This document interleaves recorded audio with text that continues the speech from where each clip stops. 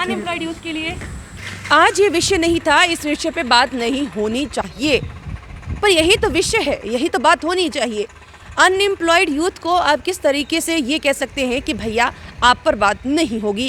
आज दूसरा विषय है, फिर कभी बोलेंगे। अनएम्प्लॉयड यूथ के लिए अनएम्प्लॉयमेंट का बढ़ता हुआ स्तर, ये वही स्तर है जो इस समय युवाओं को मजबूर कर चुका है सड़कों, गली कूचों में आकर प्रोटेस्ट करने के लिए, कभी अलग अलग मेमोरेंडम देने के लिए।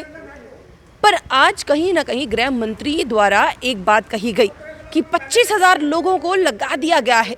इसके अलावा सबसे बड़ी बात तो ये थी कि 5 लाख का वादा दोबारा किया गया है कि भैया 5 लाख की नौकरी वापस मिल सकती है।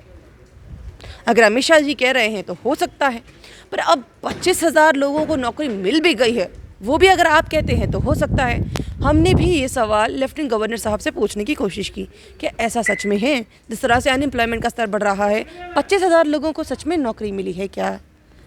तो उन्होंने क्या जवाब दिया, सुनिए। लोग आपसे सर सुनना चाहते हैं एक बार अनएम्प्लॉयड यूथ के लिए। दूसरा विषय है, फिर कभी बोलेंगे। अनएम्प्लॉयड यूथ के लिए, क्योंकि आज अमित शाह जी ने भी बोला 5 लाख नौकरियों की बात की है।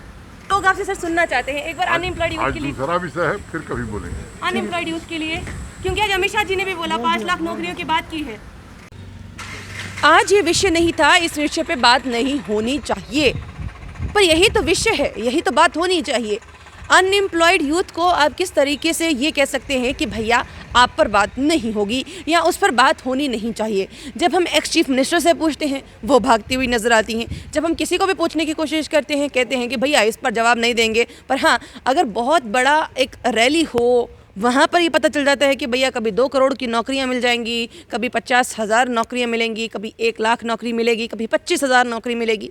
इस तरह की वादे बहुत होते हैं जम्मू कश्मीर के युवाओं के साथ, पर युवाओं के साथ असल में वादा करने के बाद वो निभाना भी तो चाहिए। पर आज कोई भी वादा निभाने के लिए तैयार नहीं है। लगातार अनएम्प्लॉयमेंट का स्तर जिस तरीके से बढ़ रहा है, अब युवा क्या करे, किस और जाए, किससे पूछे कि भैया हम लोग क्या करें? क्या जो ये बात पहले कही गई थी कि अब छोटा सा कार्य अगर आप करते हैं या पकौड़े भी बेचते हैं तो वो भी एक एम्प्लॉयमेंट ही है, अब उस पे युवाओं को डालना है या क्या करना है?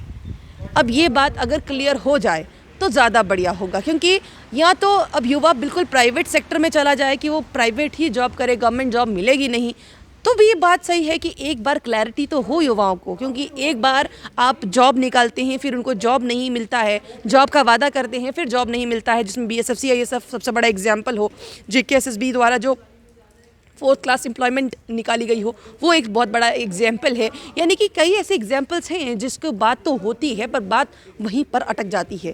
पर अब ऐसा नहीं होना चाहिए, अनएम्प्लॉयमेंट पर बात होनी चाहिए। आपको क्या लगता है? कमेंट बॉक्स में कमेंट करना भूलिएगा। बने रहिए जम्मू परिवर्तन के साथ। मुझे और रोहित जी को दीजिए इजाज़त। नमस्कार।